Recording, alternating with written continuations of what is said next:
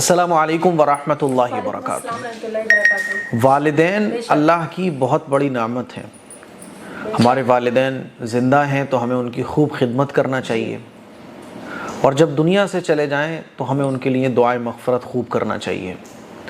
اکثر کیا ہوتا ہے کہ والدین جب زندہ ہوتے ہیں تو ہمیں ان کی قدر نہیں ہوتی، اور ہم ان کی باتوں سے چڑھ رہے ہوتے ہیں، ان کے کسی حکم پر تل ملا رہے ہوتے ہیں، ناک منہ بھویں بنا رہے ہوتے ہیں، کیا یار اس طرح سے ہے نا۔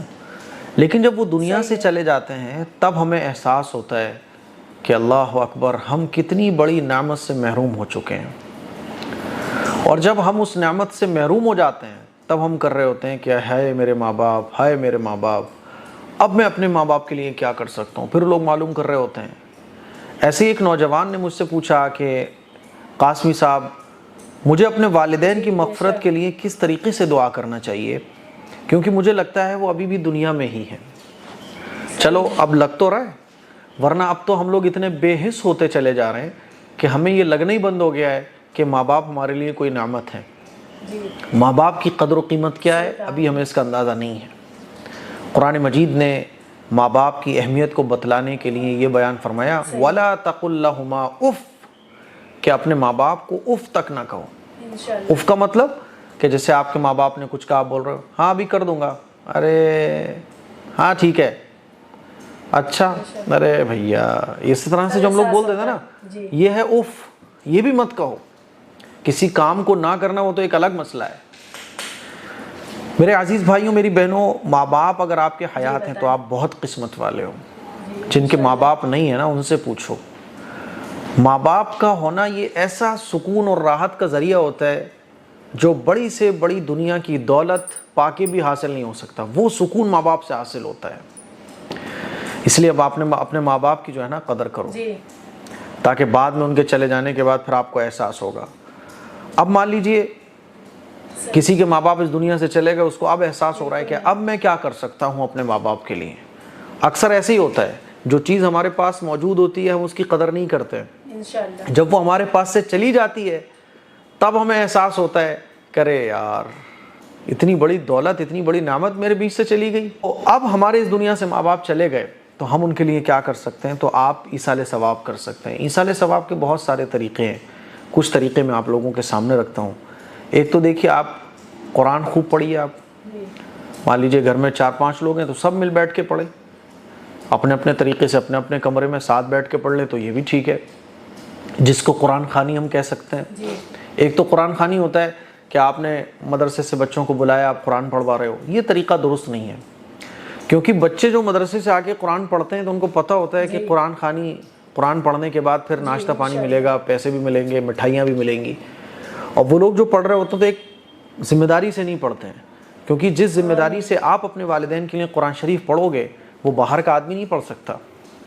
جس ذمہ داری سے آپ اپنا کام کر سکتے ہو باہر کا آدمی تھوڑی نہ کر سکتا ہے۔ اسی لیے آپ قرآن شریف کی تلاوت کرو روزانہ نہیں کر سکتے تو ہفتے میں 2 دن 4 دن چھوڑ کے جب بھی آپ کو سہولت ہو قرآن پڑھ کر ایصال ثواب کرو اپنے ماں باپ کے لیے۔ کیسے؟ جو بھی کچھ آپ نے پڑھا، یا اللہ اس کا ثواب میرے والدین کو پہنچ جائے۔ دوسرا طریقہ ہے صدقہ خیرات۔ آپ اپنے والدین کے لیے صدقہ خیرات کر سکتے ہیں۔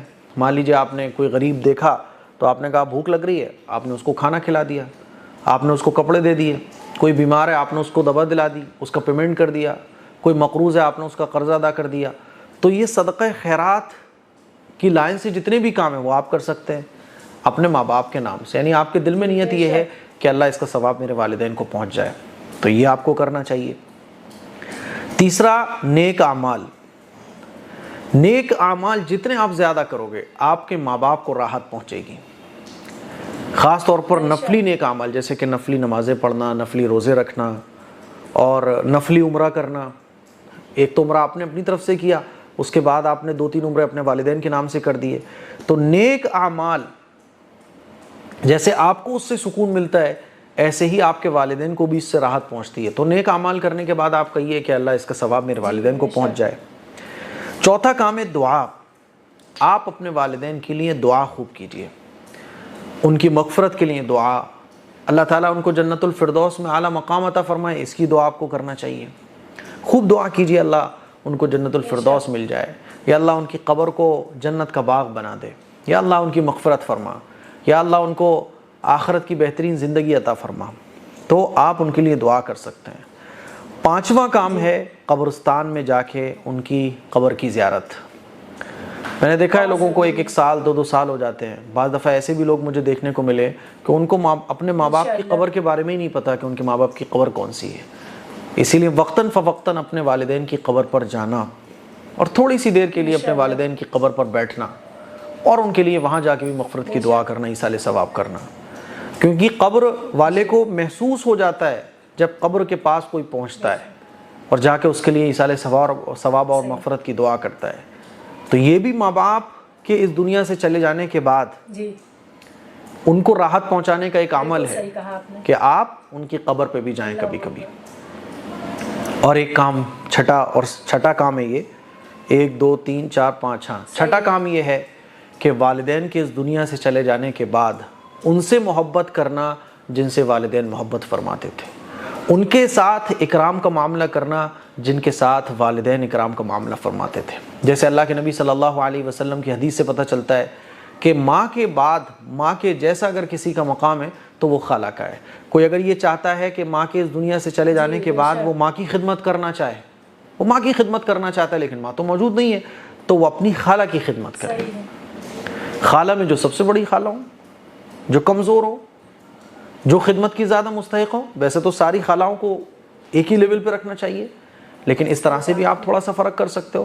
باپ کے بعد جو مقام ہے وہ چچا کا ہے، اور اگر چچا نہ ہو، خالہ نہ ہو، یا چچا اور خالہ کے بعد پھر کس کی خدمت کرے تو ان کے دوست اور احباب کی۔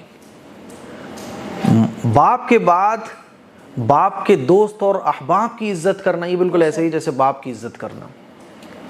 تو میں نے مختصر طور پہ آپ کو بتایا شارٹ میں کہ باپ جن سے محبت کرتے ہوں ان سے محبت کرنا، ماں جن سے محبت کرتی ہوں ان سے محبت کرنا، یہ بالکل ایسے ہی ہے کہ آپ اپنے ماں باپ کو، اب وہ تو دنیا سے چلے گئے لیکن آپ یہ چاہتے ہو کہ کاش وہ زندہ ہوتے میں ان کی خدمت کرتا، تو چچاؤں کی خدمت کرو، تایا کی خدمت کرو، والد کے دوست احباب ہیں ان کی خدمت کرو، ماں کے بعد خالہوں کی خدمت کرو، خالہ نہیں ہے تو ماں جن سے محبت کرتی تھی ان کی خدمت کرو۔ یہ وہ کام ہے جو والدین کی اس دنیا سے چلے جانے کے بعد آپ کر سکتے ہو۔